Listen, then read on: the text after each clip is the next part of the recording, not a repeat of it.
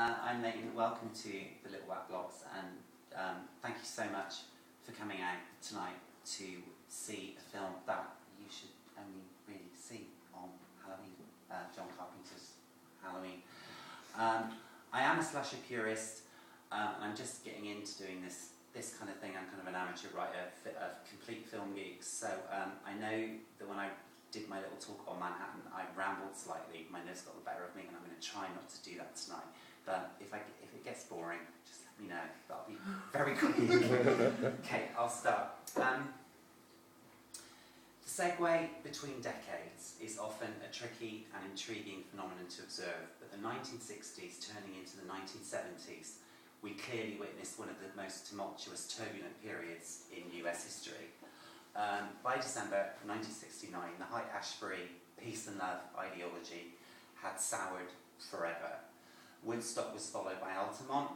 Charles Manson replaced Timothy Leary as the mass media hippie pinner. Civil rights demonstrations turned into riots. A mass protest at US involvement in Vietnam led to incredible outbreaks of violence between police and protesters, which of course was all captured on film. A group of radical filmmakers who were coming of age during this period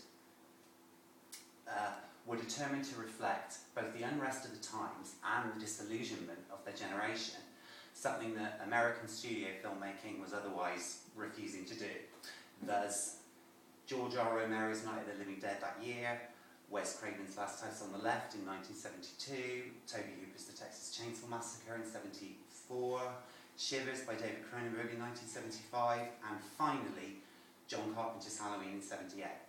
5 movies, all low budget, all independently produced, that would alter the horror landscape forever. The American dream morphing into what writer Robin Wood would term the American nightmare. Horror traditionally introduces a threat into normality. This threat is baffled and defeated, normality is restored, and all is well in the world.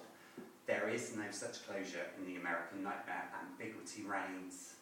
The threat wins out, or has been defeated, but at what cost? The threat has been defeated, but for how long? Halloween, the last defining American nightmare, is markedly different from the others in that it's very simply a ghost train ride, a trip around the funhouse, an old-fashioned scary movie.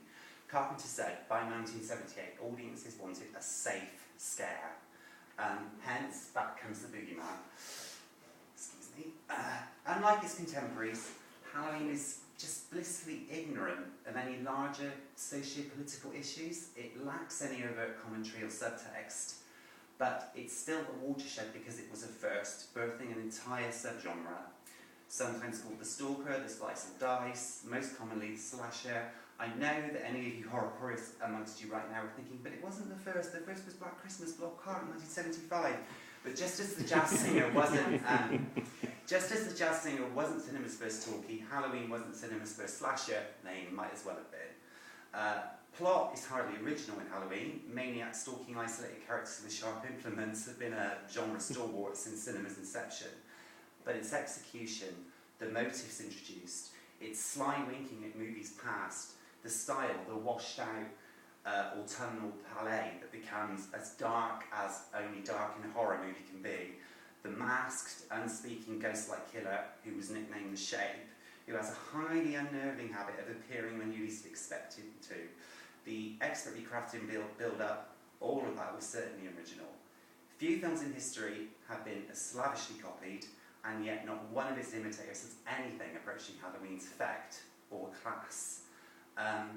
To discuss the subgenre in any detail here is impossible, except to say that statistics suggest that by 1981, 85% of American cinema's output was slasher films. That's an exaggeration, but it feels true. Slashers go over well with their intended geographic, teenagers. They appeal equally to males and females, hence both single-sex and mixed-sex groups flock to the slasher, and of course they make the perfect date movie for obvious reasons. And although they're dismissed as lowbrow, the slasher has generated reams of analysis and discussion, particularly in regards to gender study and feminism, and despite the carnage, they've been read as reactionary, symptomatic of Reaganomics and the new morality.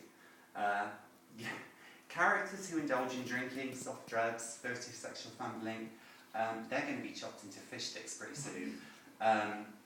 While the final girl, an archetype named by Carol Clover in her insightful book, Men, Women and Chainsaws, defeats the killer largely because she's refused to partake in such subversive behaviour.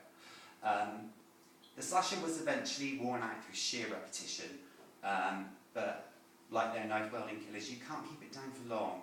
Wes Craven has revivified the genre 3 times, with A Nightmare on Elm Street in 1985, Wes Craven's New Nightmare in 1984, and Scream in 1996, which kicked off the postmodern slasher craze. Its 3rd sequel arrived earlier on this year. John Carpenter had made 2 movies prior to Halloween: science fiction film Dark Star, siege drama Assault on Precinct 13. He was at the London Film Festival. He was approached by a producer who had a concept, a group of babysitters stalked by a maniac, and a title, The Babysitter Murders. He also had the idea of setting it on Halloween, which inexplicably no filmmaker had done before. Carpenter liked the idea, set about writing the script. His producer, Deborah Hill, set about writing the dialogue between the girls, which makes them very realistic, very believable. And as Carpenter says, the things that frighten us are generally universal: death, loss of loved ones, isolation. The 2 of them spent hours brainstorming scary what-if moments and scenarios. They found finance for $320, a budget that was enough to accommodate a kind of star, well, Donald Pleasance, and he was actually on set for 3 of the entire 20-day shoot.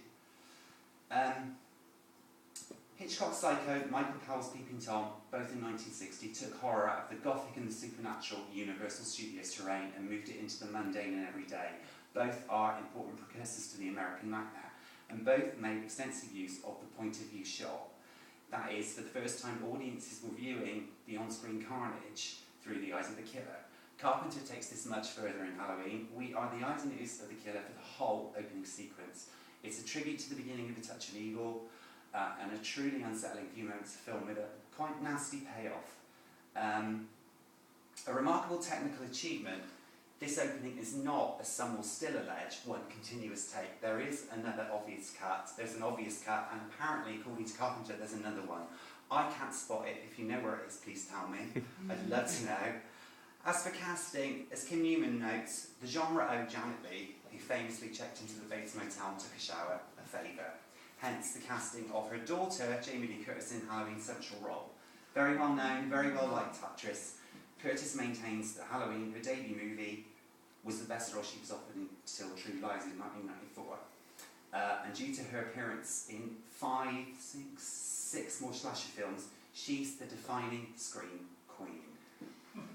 Halloween is easily the least visceral of the American nightmare. There is very little blood spilled, but it hardly lacks impact because of this. Like few of the movies it inspired, Halloween relies on suspense for effect. There is no better example of a "he's behind you" movie. Editing and composition are integral to the effect, as is Carpenter's use of widescreen. The home video pan and scan version that was shown on television throughout the 80s is totally useless. Carpenter makes use of the whole frame. Equally important, and as equally ripped off, is the film's minimal score, composed by Carpenter himself. A classic in every sense of the word, made by a filmmaker at the height of his powers, a film that, unlike so many of its ilk, just refuses today. The film's enduring appeal can, I think, be summed up in the words of an ill-fated character from this year's Scream 4. They're scarier. It's not aliens or zombies or little Asian ghost girls. There's something really scary about a guy in a knife, about a guy in a mask with a big knife who just snaps. Could really happen. And that's it in a nutshell, I think. Enjoy the film.